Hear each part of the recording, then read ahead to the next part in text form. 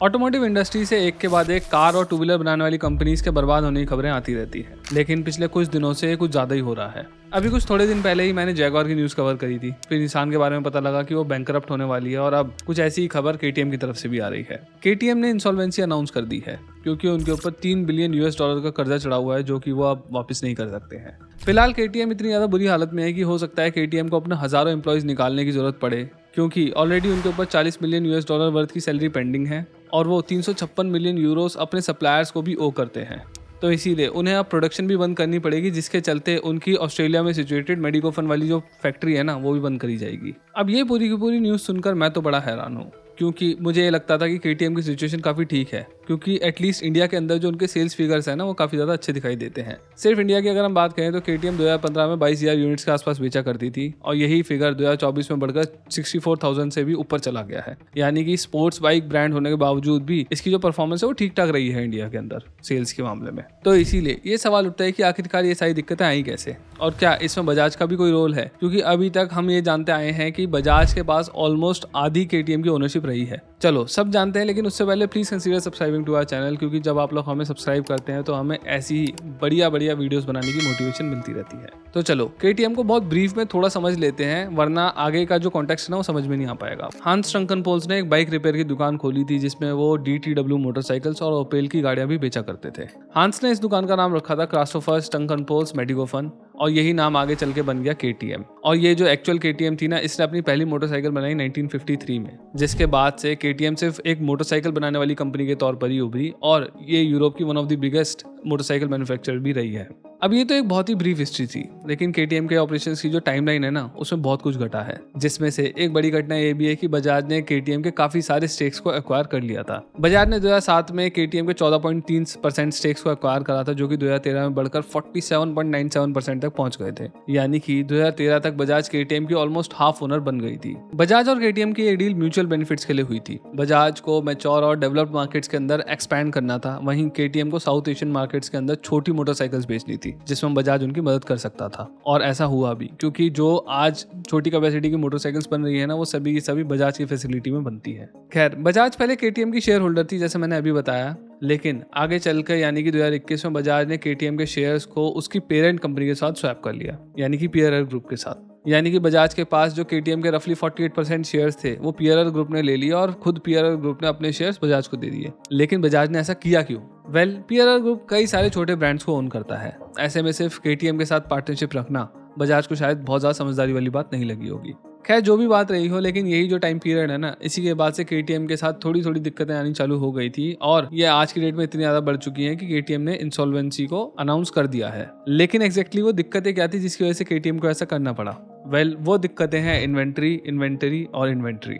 थोड़ा डिटेल में समझाता हूँ। देखो, सिर्फ ऑटोमोबाइल्स ही नहीं, बल्कि इस दुनिया का अगर कोई भी बिजनेस माल बेचेगा ना, तो ही पैसा कमाएगा। और अगर किसी भी कंपनी के पास एक्सेस में अनसोल्ड इन्वेंट्री पड़ी होगी ना, यानी कि माल एक्सेस में पड़ा होगा, तो उसका पैसा अटक जाएगा। और खासकर ऑटोमोबाइल जैसी लो मार्जिन और मैन्युफैक्चरिंग डिपेंडेंट कंपनी, जहां पर कैपिटल यानी कि फ्री कैश की बहुत ही ज्यादा जरूरत पड़ती है, उनमें अगर पैसा अटक जाए तो दिक्कतें और भी ज्यादा बढ़ जाती हैं। और केटीएम के साथ भी कुछ ऐसा ही हुआ था। केटीएम के पास 1, 2 या फिर 3 महीने की नहीं, बल्कि पूरे के पूरे 1 साल की अनसोल्ड इन्वेंट्री पड़ी हुई है। German media house the standard के हिसाब से केटीएम के पास ऑलमोस्ट 2,65,000 यूनिट्स अनसोल्ड पड़ी हुई है। यानी कि जितनी गाड़ियां वो पूरे साल के अंदर बेचते हैं ना, उतनी ही मोटरसाइकिल्स उनकी अभी अनसोल्ड पड़ी हैं, रखी हुई हैं, खड़ी हुई हैं। और इसकी वजह से केटीएम की लिक्विडिटी रिक्वायरमेंट्स 440 मिलियन यूरोस तक पहुंच चुकी है, और केटीएम का जो टोटल कर्ज है ना, वो 2.5 से बढ़कर 3 बिलियन यूरोस तक पहुंच चुका है, जिसमें से 1.2 मिलियन यूरोस तो केटीएम सिर्फ मल्टीपल बैंक्स को करती है, और इसमें से भी जो ज्यादातर लोन है ना, वो अनसिक्योर्ड लोन है। और इन्हीं सब बातों के चलते केटीएम ने इंसॉल्वेंसी फाइल करी, यानी कि केटीएम अब कर्जा चुकाने की हालत में नहीं है। इंसॉल्वेंसी फाइलिंग के दौरान क्रेडिटर्स की मीटिंग हुई, और उसमें कई सारी बातें सामने आई,